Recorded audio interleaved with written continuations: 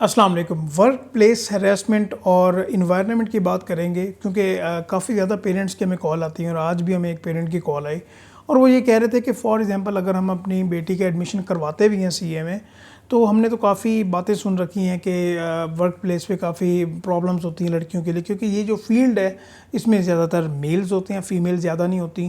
تو یہ بھی پاسبلٹی ہے کہ جو بہت بڑی آڈٹ فارمز ہے یا انڈسٹریز ہیں وہاں پہ تو اس طرح کے مسائل نہ ہوں، وہاں پہ بھی چانسز تو ہوتے ہیں لیکن باقی جو آڈٹ فارمز ہیں وہاں پہ یہ پرابلمز ہو سکتی ہیں اور آپ اس کو کس طرح سے ایڈریس کریں گے. تو ہم نے ان کو گائیڈ تو کر دیا لیکن کیونکہ یہ ایک ٹاکنگ پوائنٹ ہے اور اس کے اوپر بات کرنا بنتی بھی ہے تو انشاءاللہ میں یہ کوشش کروں گا کہ جو بھی ہمارے سننے والے ہیں آڈینس ہے میں اس کو ڈیٹیل میں بتا سکوں کہ ایکچول سی اے کی جتنی بھی ہماری فیلڈ ہے اس میں کس طرح سے اس پوائنٹ کو لیا جاتا ہے. دیکھیے جتنے بھی پیرنٹس ہیں آپ سے ریکویسٹ ہوگی کہ اپنے پیرنٹس کے ساتھ یہ ویڈیو ضرور شیئر کیجیے گا تاکہ ان کو بھی یہ آئیڈیا ہو سکے کہ کیا بات ہونے والی ہے اور ان کو کلیئر ہو جائے ایکچولی. دیکھیں سب سے پہلے اگر میں بات کروں چارٹرڈ اکاؤنٹنسی کے کہ اس میں انٹری روٹ بہت آسان ہے. انٹری روٹ کیا ہے کہ انٹرمیڈیٹ میں اسٹوڈنٹ کے اگر 50% سے زیادہ مارکس ہیں تو وہ سی اے میں ایزیلی آ سکتا ہے لیکن اس کا تھوڑا سا ڈس ایڈوانٹیج بھی ہے. میں یہ نہیں کہہ رہا کہ ان کو حق نہیں ہے کہ وہ سی اے میں نہ آئیں، سارے عوام کو حق ہے وہ آئیں چارٹرڈ اکاؤنٹنسی میں یا باقی بھی جتنی پروفیشنل کوالیفیکیشنز ہیں. 50% سے زیادہ مارکس ہوتے ہیں تو زیادہ تر جو عوام ہے پبلک ہے وہ چارٹرڈ اکاؤنٹنسی میں یا باقی جو فیلڈز ہیں اس میں ضرور آپشنز اپنے اویل کرتی ہے.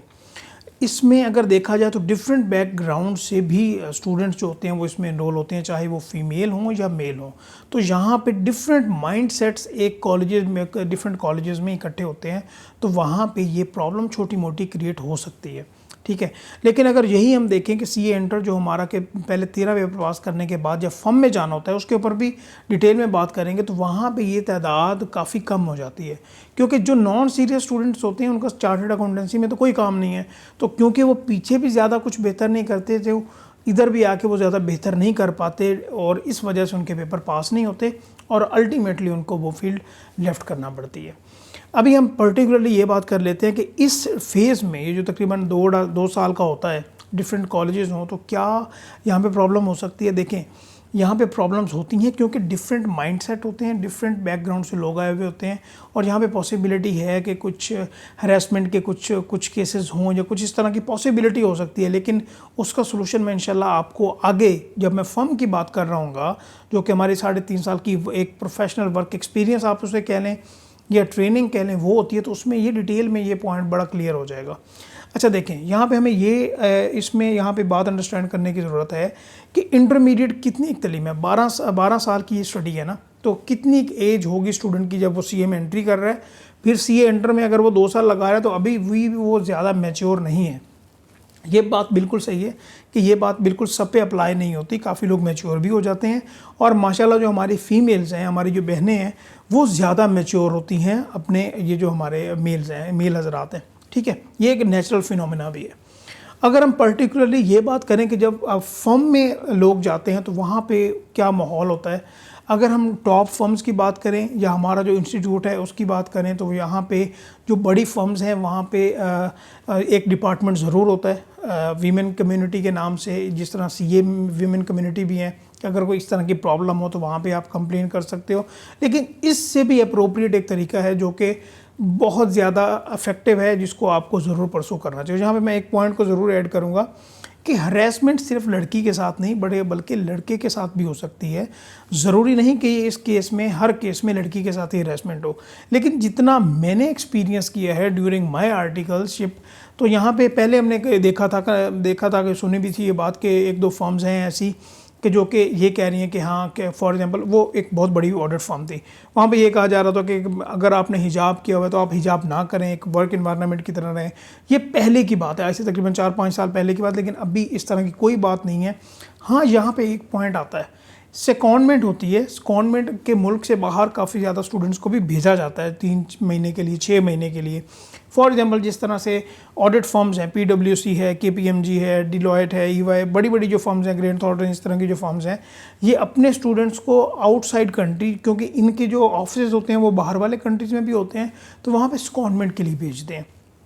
تو وہاں پہ اس انوائرنمنٹ میں بلینڈ کرنے کے لیے پھر ان کی اپنی ریکوائرمنٹس ہوتی ہیں، وہاں پہ تو پھر یہ مجبوری بنتی ہے. اگر سعودی عربیہ ہو، قطر ہو، عمان ہو، یا کوئی ویسے بھی کنٹری ہو، تو وہ اس کنٹری کے مطابق جو وہاں پہ رولز ہیں وہ اپلائی ہوں گے. لیکن پاکستان کی اگر بات کی جائے تو ہمارے ساتھ ہمارے جونیئرز، ہماری کولیگز جو تھیں وہ حجاب میں کم کرتی تھی، اور ان کو کوئی بھی ایسا بندہ نہیں کوئی ان کو روکے کہ آپ نے حجاب کیوں کیا ہوا ہے. یہاں پہ ایک پرابلم ہے وہ ضرور ایڈریس کرنی چاہیے، ٹریولنگ کی، کیونکہ لڑکوں کے لیے تو ٹریولنگ آسان ہے، ان کے لیے کوئی مسئلے والی بات نہیں ہے. لیکن اگر لڑکیوں کی پرٹیکولرلی بات کی جائے تو ان کے لیے ٹریولنگ تھوڑی مشکل ہے. ان کے لیے یا تو گھر میں سے کوئی ایک پرٹیکولر بندہ ایک اس کام کے لیے ہو کہ جو ان کو ڈراپ بھی کرے اور لے کے بھی آئے. 3.5 سال کا جو ایک پیریڈ ہے، اچھا خاصا پیریڈ بھی ہے. ہاں، جو یہاں پہ لڑکیاں فیمیل جو ہماری بہنیں پبلک ٹرانسپورٹ یوز کرتی ہیں، ان کے لیے تھوڑا سا چانس زیادہ بڑھ جاتا ہے، کیونکہ جو ایسی پلیسز ہوتی ہیں وہاں پہ میں بھی وہاں پہ اس طرح کے کچھ چانسز 1-2 ان کے ساتھ اتنے بڑے ڈیوریشن میں پاسبلٹی ہے پبلک پلیسز میں. لیکن جتنی لڑکیوں کو میں جانتا ہوں، جتنی ہماری کولیگ ہیں، میری جونیئرز ہیں، ابھی بھی ہماری مینیجرز کام کر رہی ہیں آڈٹ فرمز میں، اگر میں ان کی پرٹیکولرلی بات کروں تو وہ بھی پہلے پبلک ٹرانسپورٹ ہی یوز کرتی تھی. بعد میں انہوں نے اپنا کیریئر بلڈ کیا، اپنی ٹرانسپورٹ لی، جو گاڑی وغیرہ لی، اور ابھی بھی کوئی مسئلے والی بات نہیں. لیکن اس وجہ سے انہوں نے چارٹرڈ اکاؤنٹنسی کو چھوڑا نہیں. یہاں پہ کیا بات کرنے کی ضرورت ہے؟ فار ایگزامپل میں ایک ایگزامپل دے رہا ہوں کہ آپ سی اے میں آتے ہو، اپنی ٹریننگ میں جاتے ہو، وہاں پہ اگر کوئی آپ کو یہ سمجھتا ہے کہ یار یہ لڑکی بہت شائع ہے نا، اگر میں اس کو وہ بات کروں گا، کسی قسم کی بھی ہراس کروں گا، جو کوئی بات کروں گا، تو یہ آگے بات نہیں کرے گی. تو پھر یہاں پہ تھوڑے سے آپ کو اسٹیپ لینے کی ضرورت ہے، آپ کو اسٹرانگ ہونے کی ضرورت ہے. جب بھی آپ کو کوئی اس طرح کا کوئی لگے کہ میرے ساتھ غلط ہو رہا ہے، فار ایگزامپل ہراسمنٹ ہو رہی ہے یا پروفیشنلی بیہیویئر نہیں ہے، تو آپ وہاں پہ اسپیک اپ کریں، چاہے وہ مینیجر ہیں، چاہے آپ کے سینئر ہیں، چاہے کولیگ ہیں، وٹ ایور جو بھی ہے. جب آپ ایک بار اسے بتاؤ گے تو انشاءاللہ نیکسٹ ٹائم کبھی بھی کوئی بھی آپ کو اس طرح سے بات نہیں کرے گا. اور یہ جو بات ہے کہ ڈفرینٹ آرگنائزیشنز میں سیلز ہوتے ہیں یا وہاں پہ کمیونٹی ہوتی ہے، تو یہ بھی آپ پوچھ سکتے ہو کہ HR ڈپارٹمنٹ سے کہ کیا اس طرح سے ہے یا نہیں ہے. لیکن پاکستان میں کیونکہ ایک کیٹیگری کی فرم ہی ہے جہاں پہ اس طرح کے کمیونٹی ہوتی ہے، تو باقی فرمز میں اس طرح کے کمیونٹی نہیں ہوتی.